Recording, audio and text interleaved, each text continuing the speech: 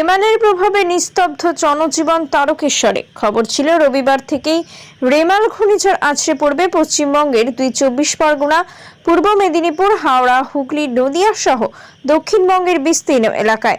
সেই মতো রাজ্য সরকারের নির্দেশে দক্ষিণবঙ্গের বিভিন্ন পৌরসভা পঞ্চায়েতের সঙ্গে সঙ্গে শনিবার তারকেশ্বর পৌরসভা এবং বিভিন্ন পঞ্চায়েতের উদ্যোগে মাইকিং করে এলাকার মানুষদের সতর্ক এবং সচেতন করতে দেখা যায়।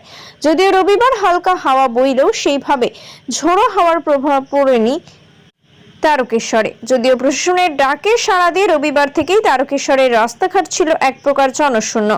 বহু দোকান বন্ধ ছিল। বেলা বাড়ার সঙ্গে সঙ্গে সন্ধ্যা থেকে নামে বৃষ্টি। রাত যত গভীর হয় ঘূর্ণিঝড়ের প্রভাব তত ভয়ঙ্কর রূপ ধারণ করে। সকালেও ছিল তার দাপট। ঘূর্ণিঝড়ের প্রভাবে তারকেশ্বরের বেশ কয়েকটি জায়গায় গাছ উপড়ে পড়ে। সোমবার বেলা বাড়ার সাথে সাথে বৃষ্টির প্রভাব কিছুটা কমলেও দমকা হাওয়ার দাপট ছিল তীব্র। ফলে সোমবারও তারকেশ্বরের রাস্তাঘাট ছিল এক প্রকার জনশূন্য। খোলেনি সেইভাবে দোকানপাট। বাসস্ট্যান্ড, স্টেশন চত্বর শুনশান থাকার পাশাপাশি একই সাথে রেমালের প্রভাব পড়ে তারকেশ্বর মন্দিরে। এদিন বাবার মন্দির ছিল এক প্রকার ভক্ত শূন্য। অন্যান্য দিন হাজার হাজার ভক্তের সমাগম ঘটে শৈবতীর্থ তারকেশ্বরে। এদিন ভক্ত সংখ্যা ছিল হাতে গোনা। হুগলি তারকেশ্বর থেকে সমীর দাসের রিপোর্ট, সুপারফাস্ট বাংলা। গাছটা কি অনেক বয়স হয়ে গেছিল নাকি? হ্যাঁ, মোটামুটি হবে বছর 15-16 বছর হবে গাছটার বয়স।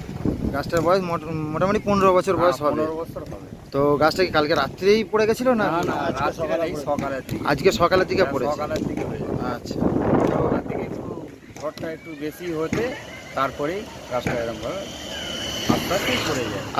আপনি কি এখানে স্থানীয় বাসিন্দা? হ্যাঁ, এখানকার নামটা? সুকুমার পড়ে। বয়স হবে গাছটার, আজকে ঝড়েতেই পড়েছে, তাই তো? হ্যাঁ। মানে একটু যখন জোরে হাওয়াটা দিচ্ছিল তখনই পড়ে গেছে। তখনই পড়েছে। হ্যাঁ, পলকা গাছ। আচ্ছা, তো আপনি স্থানীয় বাসিন্দা তো? হ্যাঁ, স্থানীয়। তো আপনার নামটা একটু বলুন। আমার নাম হচ্ছে পিন্টু সাহা।